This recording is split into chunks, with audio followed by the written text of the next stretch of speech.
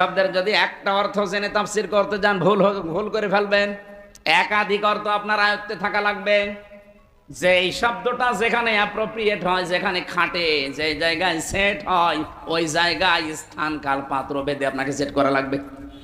এই যে দরবা মানে মারা, দরবা মানে বলেন বলেন দরবা মানে সফর করা, দরবা মানে দৃষ্টান্ত দেওয়া।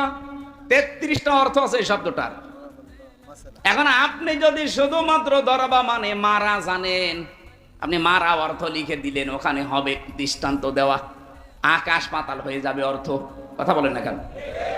এমনকি শব্দটা উচ্চারণ করার সময়ও যদি আপনার সঠিক উচ্চারণ না হয়, তাহলে অর্থ আকাশ পাতাল হয়ে যায়। ইযা জাআ নাসরুল্লাহি ওয়াল ফাত, যখন আল্লাহর সাহায্য আসবে আপনি তখন বিজয় দেখতে পাবেন।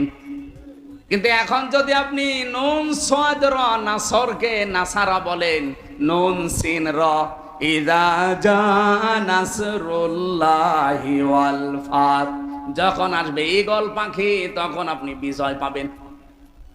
কোথায় নুন সাদ র নাসর মানে সাহায্য, আর নুন সিন র নাসর মানে ঈগল পাখি? আকাশ পাতাল পাল্টিয়ে যায়নি? শুধু অক্ষর পাল্টিয়ে গেলে যদি এত পরিবর্তন হয়, তাহলে কোন শব্দের অর্থ যদি আপনি পাল্টিয়ে ফেলেন, কি হতে পারে আপনার বলেন? অথচ এই হিন্দু বেটা পড়া কোরআন শরীফের কত কত বার পড়তে পারে আপনি বলেন? এখানে আব্দুল হাই সাহেব সহ যত আলেম আছে, আমি অন্তত গ্যারান্টি দিতে পারি একজন আলেমও হাত তুলে বলতে পারবে না যে পড়া কোরআন শরীফের প্রতিটি শব্দের অর্থ আমার জানা আছে। পারবে না। আমি পড়েছিলাম পড়াটা, কিন্তু আমার মনে নেই, আমার আবার স্টাডি করা লাগবে, দেখা লাগবে।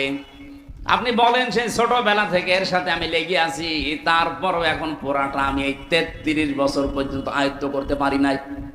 অথচ হিন্দু মানুষ কি পড়া পড়েছিল, কি বোঝা বুঝেছিল, কি লিখা লিখেছিল, পড়া কোরআন শরীফ তার আয়ত্তে আছে, তাফসীর যেহেতু লিখেছে।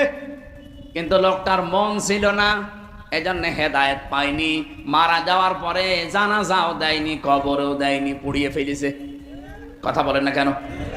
আজকের এই ময়দানে যদি আপনার মন না থাকেন, আপনি যে ধর্মের লোকই হন, মানুষ তো আপনি, মন যদি আপনার না থাকে, একদিনের ওয়াজে তাফসিরে না, কিয়ামত পর্যন্ত এই গ্রামে যদি তাফসির হয়েও যায়, আপনার কিছুই হবে না ওই গিরিশচন্দ্র সেনের মতো।